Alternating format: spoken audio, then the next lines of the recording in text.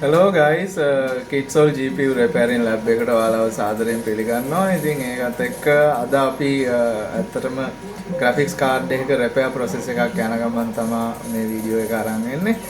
ඉතින් ඒකෙදි අපිට අද වැඩ කරන්න ලැබිලා තියෙනවා MSI GTX 1060 card එකක් එක. ඉතින් ඒක 3GB edition 3GT OC කියන series එක MSI GTX 1060 3GT OC කියන මොඩල් එක. ඉතින් ඒකත් එක්ක මම PCB එක මගේ work bench එකේ දැන් තියාගෙන ඉන්නේ repair කටයුත්ත යන ගමන් තිබුණේ. ඉතින් ඒකත් එක්ක ඔයාලත් එක්ක මේ experience එක share කරගන්න තමයි මේ වීඩියෝ එක අරන් එන්නේ. ඉතින් ඒකේදී අපි බලමු card එක මගේ work bench එකේ දැන් තියෙන. ඉතින් ඒකත් එක්ක මෙන්න PCB එක. ඉතින් මේකේ ඇත්තටම අපිට තිබුණ fault එක විදිහට අපිට හම්බුනේ ඇත්තටම මේ මෙන්න මේ memory chips වලට power එන්නේ නැති ගැටලුවක්. ඉතින් ඒකෙදි අපි මේකේ research එක කරගෙන යනකොට අපිට හම්බුන ප්‍රශ්නයක් තමයි මෙන්න මේ memory power manage කරන මෙන්න මේ area එක oxidation වෙලා සෑහෙන damage වෙලා තිබුණා. ඉතින් ඒකත් එක්ක අපි මේ පැත්තේ operation එකක් කරගෙන තියෙනවා.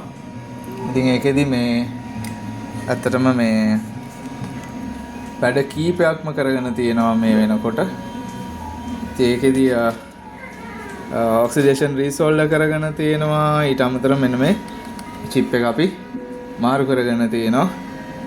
memory power management chip එක buck controller එක අපි මාරු කරගෙන තියෙනවා මේ වෙනකොට අලුත් chip එකකට. මොකද මේ chip එක malfunction වෙලා තිබුණ නිසා.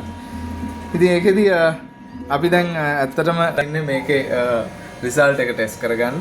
ඉතින් ඒකෙදී අපි බලමු කොහොමද අපේ වැඩේ සාර්ථකයිද memory power side එකේ ප්‍රශ්නේ විසඳිලා අපිට successfully display okay වෙනවද කියලා. ඉතින් ඒකෙදී මම board එක up කරගන්න ලෑස්ති වෙන්නේ. අපි බලමු board එක up කරගත්තට පස්සේ මොකද තත්ත්වය කියලා.